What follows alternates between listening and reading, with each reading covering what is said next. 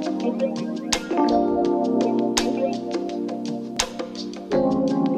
I'm not impressed, Ray. I'm a Lions supporter. And I was going to, one of my jokes this morning was all about Ray's teeth. But he already got ahead. He got in ahead of me, which is a little bit annoying. Thanks, Ray. You only had 3 jokes and you stole one of them. It's fantastic that we have this morning a great friend of mine, Paul Reis. Now, Paul and I go way back, and he's seen the light. He used to be a Kangaroo supporter, but obviously he got saved after he left here, and you became a Brisbane Lions supporter. So we've asked Paul this morning if he would join me up the front here for an interview. And we're going to interview him about his current role with the Brisbane Lions, but also we're going to talk about his journey of life. Because one of the things that I find really valuable as I get older is being able to talk to people who have lived some years, and who've lived some years with God, and who have maybe taken an interesting path, and just to find out what it was that kept them going, what it was that, talk about some of the highs and some of the lows along that journey, and where they are currently sitting in their relationship with Jesus and how that's worked out over their lives. And we've got a great interviewee this morning, Paul Reis. So why don't you put your hands together? Paul joins me.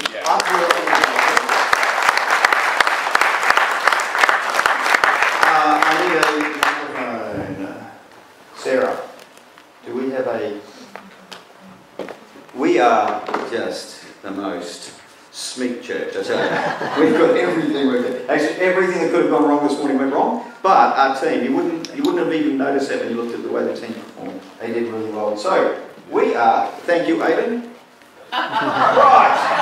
So, this is the Graham Norton Show. Actually, I've decided to do it a little bit different this morning. So it's the, I'll turn this on. The Grace Church Show instead. It's amazing what you do with Photoshop these days, isn't it? So we're going to have the Grace Church Show, and as you know, as I've already introduced him, Paul Reis, he's the little head down the bottom. Actually, Paul, I've got to admit, you're the easiest person I've ever had to cut out and put into a picture. There's no hair. It worked really, really well. All right, Paul. So, I've got some questions here, but if we go completely off script, you will forgive us, won't you? Yep. All right.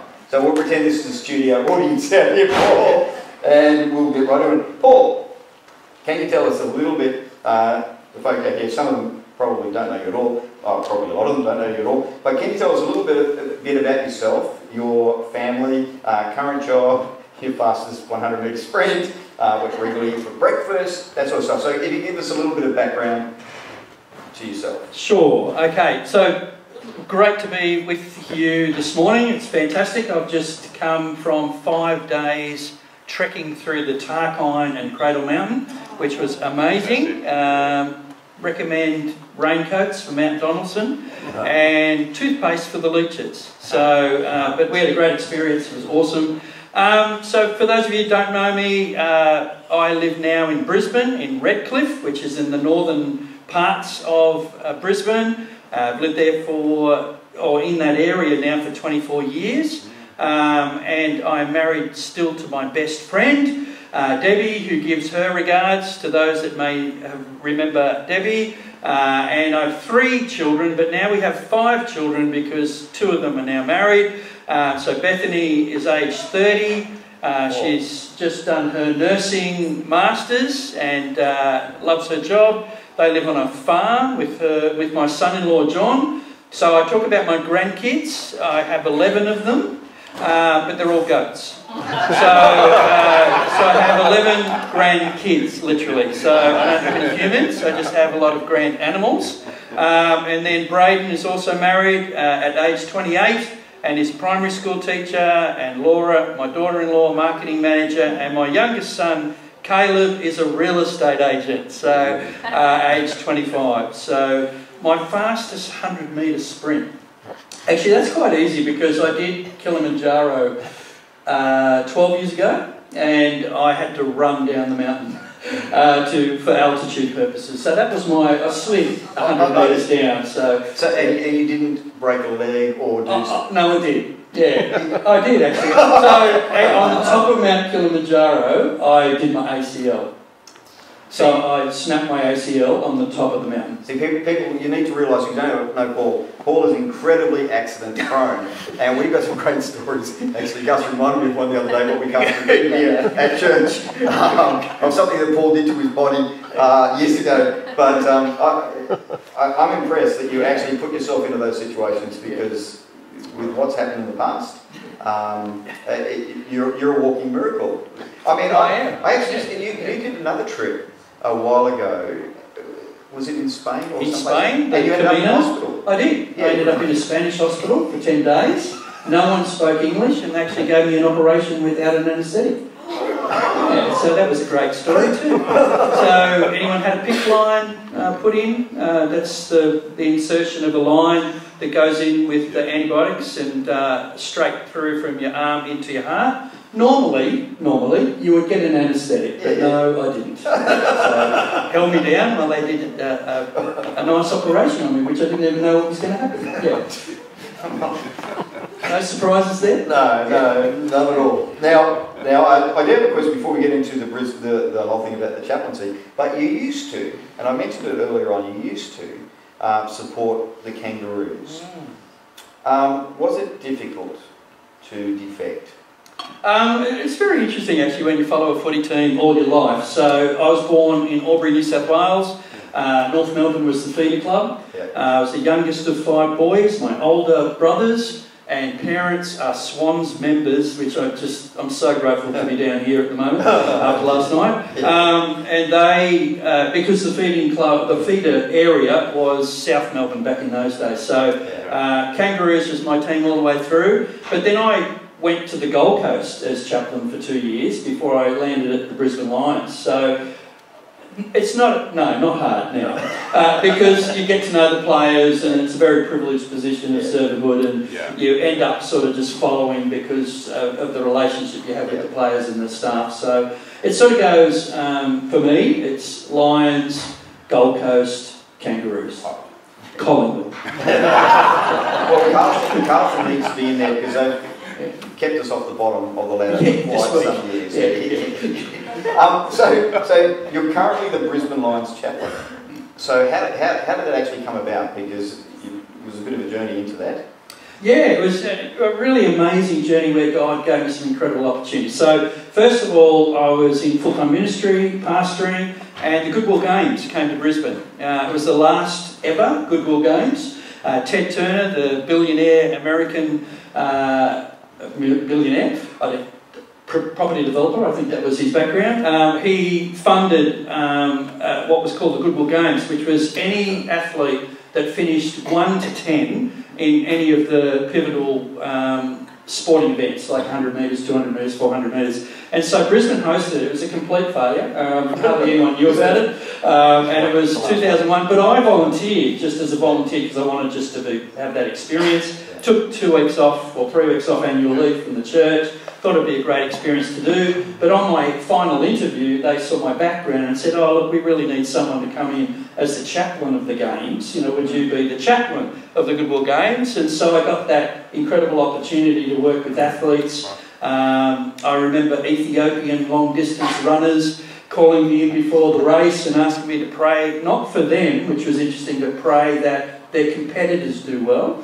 And I had the incredible privilege of praying with Michael Johnson on his last race as well, his last sprint, and just that was interesting prayer, because that was certainly for a win, that one. And so I guess that was my entry. I'd had a background in professional sport, so to go back into sport in that way.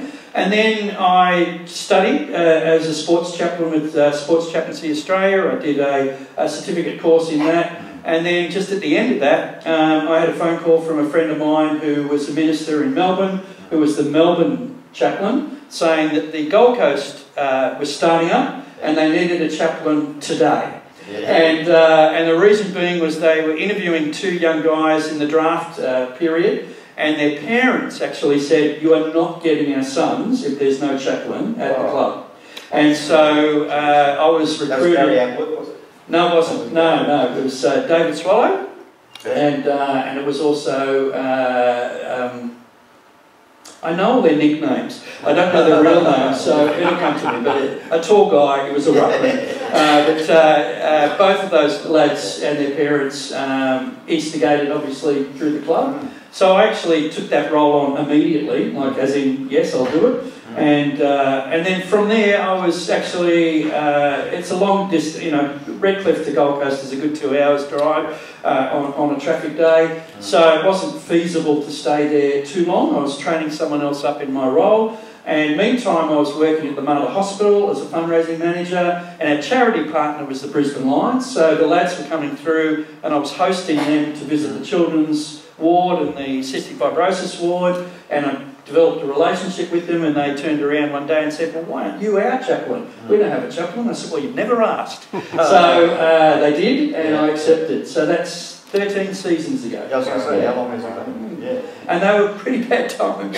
So it's only recently that we can sort of say we play in September or October. Yeah.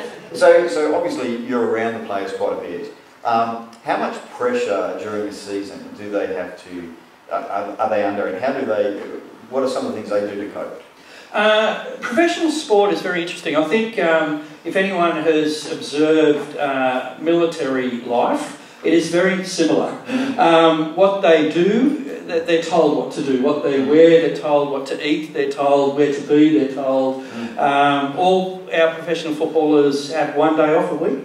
That's it. So it'll be Wednesday or Thursday, depending on if it's pre-season or in season. And they're lost on that day, you know, because they just everyone is telling them what to do. So I have a lot of contact with them on that day, be it Wednesday or Thursday. So a lot of coffees and a lot of late golf games or early morning coffees or some lunches, etc. going on. So there's a lot of pressure, and it depends on the player and their approach to the game. So some players handle the pressure very well. Yep. Some players don't handle the pressure at all. I remember a young guy we drafted in a high draft pick, and he was physically ill before every game for about 10 games into the season. Oh, wow. He just could not, he was that worked up and so stressed about his performance. This is their lives. In many ways, it's their identity. And so the performance they put on the park week by week is extremely stressful. But I think the Lions have undergone a real change in the coaching and the culture of the club. I've seen over so many years the culture changing to being very fatherly, with young lads coming through, and they get a lot of support now from the club that didn't really happen years ago. Excellent. Can you share with us, say, an incident where being there as a chaplain made a real difference in a player's life? There's, I'd like to think there's a lot. The reality is you don't know. Because sports chaplaincy is very much visibility and availability. And so I am there and I exist, you know, because of God's placement in that situation. But I'm there to support the players in the club however they want to use me. So if they want to reach out, I'm there. If they don't want to reach out, it's fine. So I think for me, two incidents I will never forget, and both of them were early on when I was chaplain at Gold Coast and chaplain at the Lions. So I'll tell you the humorous ones first. So when I was Lions chaplain, and my first gig as Lions chaplain, our first game was against Melbourne on a Sunday afternoon at the Gabba, and huge loss, massive loss. And at the end of the fourth quarter, or towards the end, I had to make my way from the seats with my wife down to the race, and my role was to be in the race, you know, as the players came off, showing a neutral face if they'd had a big loss and a draw, which was usually the face I had to wear for 10 years, and through to the rooms and sort of, be there in the rooms. And So on that particular day, I had to make my way out, and of course I'm in a Lions hat and a scarf, my Lions gear, club gear, and some Melbourne guys that had had way too many Sherbies were sitting behind me. And of course they start yelling out, "Lee, it's Lee Matthews, Lee, Lee." And they started crowding around me, and I was trying to just get down to the rooms, and they kept on hassling, and I took my glasses up, took my hat off. "No, I'm not Lee Matthews." And the interesting thing was, I worked with Lee because at MARTA I ran a big capital campaign for prostate cancer research, and he was my ambassador. Right. So we used to do a lot of gigs together, and I used to see him sign, a lot of things. And so in the end, I'm never going to get rid of these guys. So they turned their back, and I signed Lee Matthews and all their material, on their backs, their hats, their caps, everything. So if some poor person has paid $1,000 in an auction for that, then I apologise, because that's actually me. The one incident I will never forget is an incident when I started at the Gold Coast Suns, and I didn't really know players' psyche after losing a game. And again, it was the first game of the season. It was at the Gabba, big loss. And I can't remember the team we played, but it was a big loss. And I was down the rooms, and sort of when players are in that post-game psychology, they will replay every moment of the game. If it's a win, then it's quite rejoicing, obviously. But if it's a loss, they're thinking of what handball they didn't make, what mark they didn't catch, etc. And they will analyse their games. And they're in a particular zone that you shouldn't really invade. And I didn't know that as a new chaplain and a new person in the club room. So as these players were doing, I stayed back, and then I just went around. And players that I knew, I just went around. I just put my hand on their shoulder and just said, didn't say anything, just a supportive hand, etc. And I got to a player who was quite renowned player, very significant player. We brought into the club that first year of AFL, and I sort of tapped my hand on his shoulder, and he just grabbed me and he slammed me against the wall in front of everyone, started abusing me, just sort of really went off. I won't go into the language that he said. And the players around had to actually peel him off me, and sort of, it was just like, not really a subtle moment for the chaplain, it's very dramatic. And so, and I knew I'd done the wrong thing. I knew I'd gone into his zone, which I shouldn't have gone, and he was, that was that reaction. And so it was interesting because that player previously had nothing to do with me. A lot of the players, I would be at the Reis at training, and they would go, past me, and they would stop, say hello to the chappie, etc., and have a little bit of a conversation. He never did anything. And then after that incident, of course, he just bolted past me. He didn't want to know anything about it. He was really embarrassed about it. And then one day, about 3 weeks after that event, he came to the fence to pick up a drink bottle, and I just leant over and called him by name, and I just said, "Look, I just want to say sorry. Just that incident 3 weeks ago, I take full responsibility. You're in the zone. I shouldn't have come near you. Please forgive me," etc. He acknowledged, but didn't say anything, went away. And then after that period, my wife got very ill, and I couldn't be at the club for about 9 weeks, 10 weeks. And so half the season and I came back to the club, and I was at the race again, and the players ran past, they all stopped, and they didn't really know the circumstance. They just knew that I had a family incident, and a few of them had a chat to me. And this guy ran past, and then he stopped, and then he came back to me and he said, "Where have you been?" And I said, "Oh, I've been," and he said, "I've missed you." Oh, and he started a conversation, and then he became a really close person of contact within the club. And I had the joy of getting a phone call. He moved to another club in Adelaide, and I got a phone call from him last season to say that he'd become a Christian. Oh, wow. And it was the power of forgiveness that he'd never really experienced, because he was so embarrassed about that situation, and that he'd sort of come around to knowing the power of forgiveness. So you don't know. In my role, it's to be a support, letting God shine through me, and whatever happens, happens. So the power of presence, just being there and being consistent week in, week out, makes a huge difference in people's lives. You don't know what's going on inside their heads, do you? You don't know. You don't know. Well, you didn't anyway. No idea. Will Brisbane win the premiership? Hang on, let me just consult the higher authority. I would like to think so. I think you know, on paper and sort of on talent. It's very interesting. I mean, the talent pool in AFL is similar to every club.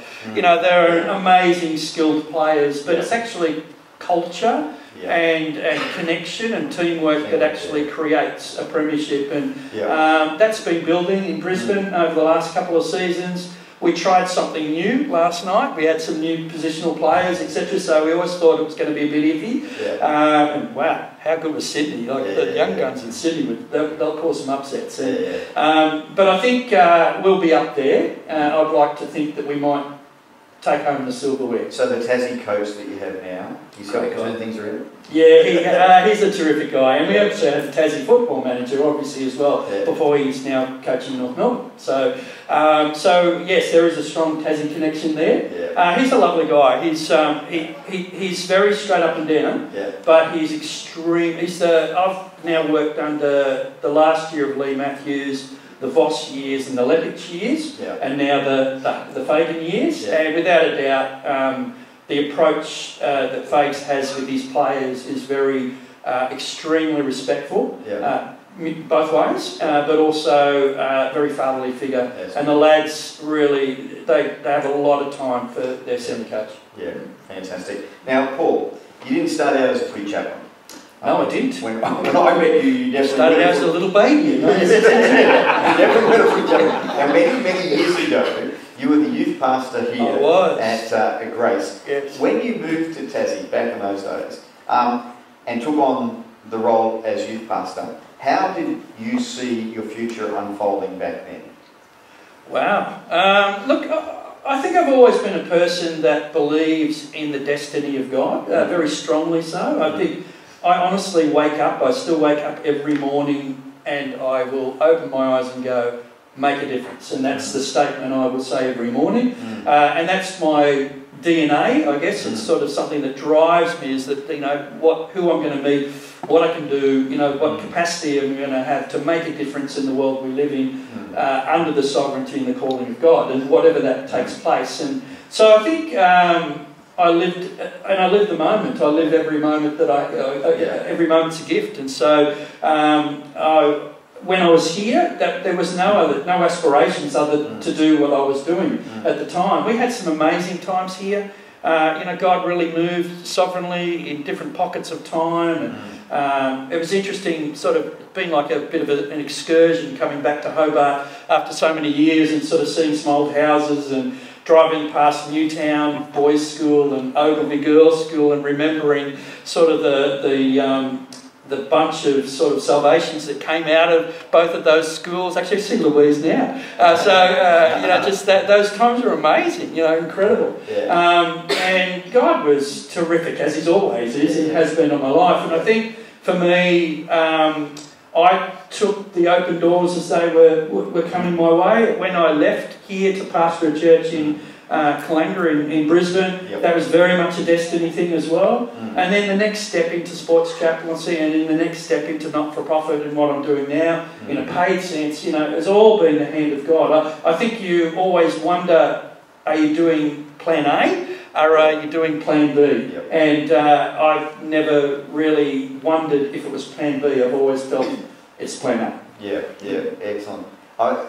Obviously, when you started off, you were the youth pastor, then you took on more of a role as the assistant pastor here at Reis, and then, like you said, you moved on to being a senior pastor. During that time, were you thinking, because then you took almost a right angle shift. I mean, during that time when you were pastoring in the church, you were saying that you felt that you were following God in the moment. This is what God wants me to do. I'm going to do it with all my might, Were you thinking at that time that there would be a fork in the road up ahead, or that you would stay in church ministry all your life? Or was there sort of like an inkling when you got to Brisbane that things might shift? Or were you thinking, I'll be senior pastor in this church till the day I die? Really good question. And I think on reflection, because I can do that now that I'm 58 years of age, and nearly mature. As I won't tell you what my kids call me. I think when I look at that and just sort of the steps where God took me, the dependency on God grew. You know, sort of, you know, I think from a youth pastor scenario, I had the covering of senior ministry and then sort of moving into an associate and then a senior role, which is really was a pioneer church situation when I landed in Brisbane and starting from scratch. The dependency on God was huge, and I often used to remind God that it was His church, not mine, and often sort of knew that it was up to God to grow His church. But I always felt I knew that everything I touched community-wise was blessed, and that was here in Hobart. Whenever we went out to the mall and we did work with the young people, and whenever we opened up Chasm and the coffee shop, and whenever we did anything that sort of was community focused, God's blessing was on it, and that remained. It was sort of within me everywhere, and still is wherever I go, and I know that's a significant calling. And I think the other thing I came to realise pretty soon was that ministry is not the title, it's within. And I think that ministry will always be where I am because that's where God has me. It's inside me, so I get to live that wherever I am. And so the switch, if you like, from full-time church work to full-time chaplaincy and not-for-profit work in other areas where I've been, I didn't feel a loss of ministry because it was still within, and I always saw myself as the plan A. I had to just move switches. It was interesting. I think people around me found it tougher, within the church community to say, well, hang on, the church is now prospering and going, and now you're called out, And there were times that I had hoped that God would call me out in the hard times, and He never did. And then when we got to some really magnificent breakthrough times, that was the time God called me out. And so I remember having a dinner with my young children and Debbie at home, and we'd been on one of these diets of sort of no sugar and no cake and stuff like that, as you all go through as a family. And all of a sudden, the kids are at school, and we'd made the decision to sort of move on and resign from the church and trust God to the new adventure, whatever that was. And I remember putting cakes and lollies and everything out on the table, and the kids came home from school and they said, "What's happening? Whose birthday?" And I said, we're celebrating the new adventure." "What new adventure?" "I have no idea, but God's in control and we're going to celebrate it." And we did, and we had. So that point that you made about it was you, it's your identity. Ministry isn't just a role, it's your identity, and your gifting will work whether you're standing in front of a church or whether you're reaching out to a community and trying to raise funds for. So you're saying that in that process, in the transition from one career path to another one, you didn't struggle with, wondering whether you missed it, or whether that wasn't that you weren't successful or whatever. Can you talk us a little bit through that? Because I think that this is a really, really important point. Because during life, it's not the role, obviously, and yet we get so tangled up in roles, and that becomes our identity. So how did you process that? Because obviously, you couldn't have been all your entire life this well adjusted, all right? So there's probably this understanding of ourselves is a life journey. So you gradually start to work these things out. So how did you process that from going from one very, very clear career path, pastoring, this is what I'm going to do, to then going out into the not-for-profit sector and working on, you've done a lot of fundraising, you've done a lot of things like that. So what can you give us any things that really resonate, that really helped you during that process, or even on reflection, you realise that, okay, because I didn't hold on to something so tightly, it made it a little bit easier, I think you said a word within all those words, and one of them was identity. And I think that for me, as most people are, and as a fella and a bloke, what you do is your identity often, and I know that with the players that I deal with now. And for me, I was a pastor, and so that was my identity, and sort of what I did on a Sunday and what I did during the week and how I pastored, etc., and sort of how I served God was very much my identity. And the challenge of sort of that was probably the greatest for me, was to sort of say, okay, this is, again, what's plan A, God? I just want to do plan A. I don't want to do plan B. I don't want to live any regrets. I just want to do exactly plan A. And so plan A is a bit left to field at the moment, and somewhere unknown and somewhere a little bit different that I haven't had the identity on. I'm prepared to do it, but I have to tackle my own identity. So it was a little bit of that. I remember going, just after I left the church, I went to Asia. I was going a lot to Asia to do missions work, and had a mission, big mission sort of trip to Malaysia, Brunei and Singapore set up, and I did that still after leaving, and I was over there, and I remember travelling over with another AOG minister that was on the plane with me from Northside Christian Family, and he sort of opened his diary up and sort of in front of me as we were travelling, and sort of was just full of like agenda items and everything, and then I had mine opened up, there was nothing in it, just people's birthdays and events and sort of when the footy season's on, and there was nothing else, and so and I remember thinking, wow, really, how exciting for God that He's got me in a position that He can do anything with me. I think that was the excitement, but then the huge fear factor of, wow, I'm really vulnerable here. You know, I'm outside my identity. I'm moving to something new.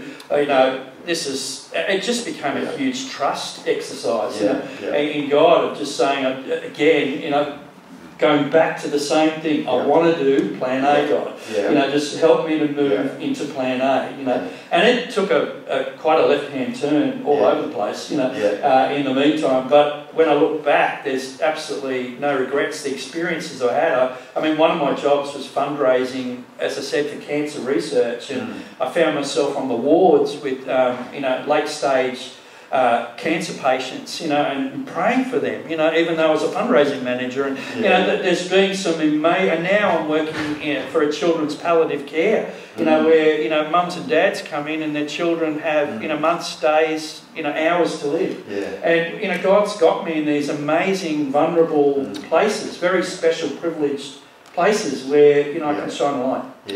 So along your journey, have there, because other people could go through what you've been through and end up not in the place that you currently are. I mean, we've had friends that had obviously the call of God on their lives. They were really passionate about the things of God, and then when things didn't go the way they were expecting, they ended up taking a detour.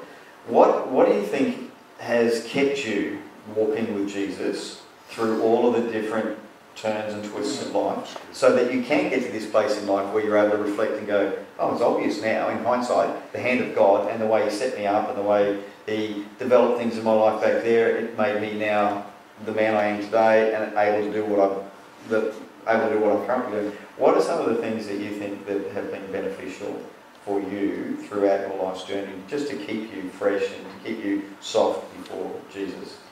I think, and you know, like I've got my failings like everybody else, so you know, it's not always soft for Jesus, and I think He has to work on me like He works on everybody else. But I think that I had a very dramatic conversion. You know, at age 18, you know, it was an accident involved, didn't it? Was there an accident involved? Probably, but no, it was more a shining light. You know, more Paul wrote on the Damascus sort of experience. I did fall through something. Yes, that's right. Yeah, but that was your conversion. That was in my conversion life. Oh, so you already converted. Okay, all right. So very dramatic, sort of, and I think, you know, I know that when I came to Christ, age 18, there was this extremely strong sense of owing God my life. You know, because the life I had prior, I'd lived myself, and I made a pretty big mess of it, and a mess of a lot of other people's lives around me. And so, you know, I don't forget those 18 years of sort of how I lived my life and sort of the hurt and the rebelliousness that I had in my life. But when that conversion experience happened, I think that I know I'm God's, you know, and there's just a very strong sense of, as I come back to that destiny, that I owe God my life, and whatever I do in my life has to be under that sovereignty. And I also believe, I'm a very strong believer that we all have a book, you know, of our life's experiences, and that is our life. You know, we all have a book. It's all very different, chapter by chapter. He gives us the pen sometimes to write our own chapters, and some of those are our decisions and the things that, you know, the decisions we make, the reactions we have, the mistakes we made, you know, the choices we have. Yeah. Other times he gives the pen to other people who write our chapters, and some of those are injustices and things within our life that are out of our control. But overall he's still the author and editor of our books, and just that sovereignty of God. He's on the throne, he's in control. You know, I know my place, you know, within that book, you know. I'll help him write the book of my life, you know, and I'll make some mistakes within, it'll be written in that book. But overall, there'll be the sovereignty and the calling of God. Yeah, excellent. I'm getting the hurry up from the executive producer on the show. So I've got a question, and we want to close on this question. If you were able to speak to your younger self back when you were the youth pastor here at Grace, what would you say? Don't brush your hair too often. That would be one. Probably relax a bit more, reflect a bit more. I think that, you know, we can, you know, in ministry we can take on God's responsibility rather than our own. And I think we can take God so seriously sometimes, and He's to be honoured and He is to be worshipped. You know, I don't say that flippantly, but I think we can move into a space where we become, you know, we are the ones trying to save lives. We are the ones trying to, you know, be the sovereignty of God. And I think, you know, I think I wouldn't have picked so many battles in the mind or the heart, you know, on reflection. And I think I would have just stopped and reflected that He's in control. It's okay. Relax. Enjoy the ride. You know, enjoy the journey. Enjoy what He can do. Enjoy the sun shining, because the sun still shines. And just to enjoy those moments day by day by day, because they're around us every day. Fantastic. Actually, do you have any old stories about Gus? Well, I'm wondering why you're wearing his shirt. Very good point. He's now got a line of clothing. Do you notice it's got the crown of thorns around it as well? I'm wearing this because I have got a story about Gus. But it's so the story I have about Gus is that I'll never forget. Gus was one of my incredible youth leaders, as well as Louise and many others. I had a brilliant team, absolutely brilliant team of young people, and we did it together. We did everything together. And I remember Gus took on the North Side youth group, and it was a pioneer sort of work under Kevin and Sharon Benson, and so he worked there, and so he had a bunch of young people, some of them pretty high maintenance from memory, and I remember that Gus had a table that I think it was your dad's, or your mum's, came from your house, came from your house, or a heritage item, and it was in your unit, or that you were, and one of the lads, during a sort of a late night sort of youth group activity, jumped on it or did something and broke it, and your reaction was that you gave that lad I think you gave him a book. You gave him a voucher from Alan's Records. You gave him a voucher, and as an act of forgiveness. And I've never forgotten that, because there was such a powerful response and reaction, because I would imagine everything within you was to grab the rest of the table and slam it down his head, but you didn't do that. And I remember that was a really, you taught me a lot about that act of forgiveness through your act of forgiveness. So there's other stories, but I can't tell them. And he hasn't changed at all. There you go. How about stories about you? I have no... Actually, how about stories about you, Paul? What's the most embarrassing thing that you and I have both shared together? Probably dancing. You turned my morning into dancing on Albert Hall stage in front of the Youth Life Conference. Oh, we did? Yeah. Remember that time? That time that we went on that junket around the state? Yes. With the tourism things? Yes. And we were dancing. Yeah, we also got locked out of the room, remember? You got I got locked out of the room. Yeah. Because I was going to church and you weren't. That's right. Yeah, that's right. And you were in your dressing gown. I was in a dressing gown and I got locked out of the room and I had to go down to the foyer in my dressing gown. And we let those helium balloons go in Parliament House. Yeah. And they got stuck on the ceiling, which was about this high, and they couldn't get it down. That's right. They were good days. They were good days. They were really good days. And I still have those days. So, Once a youth leader, always a youth leader. no, we won't talk about the infamous car trip back from... No, we're not going to talk about it. We've been past that moment. Yeah, so driving down. I think about that all the time. Do you? We shouldn't think about that moment. Now everyone's going to be wondering. I'll tell you next week what happened. It was quite bad.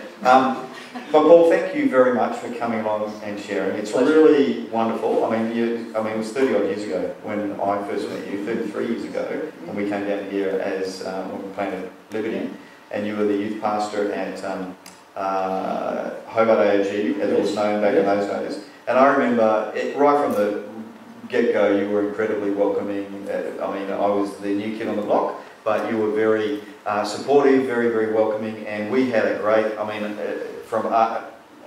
we started that youth group and our youth group, and we did a lot of combined activities, and there was never you never ever came across as you're the more experienced person.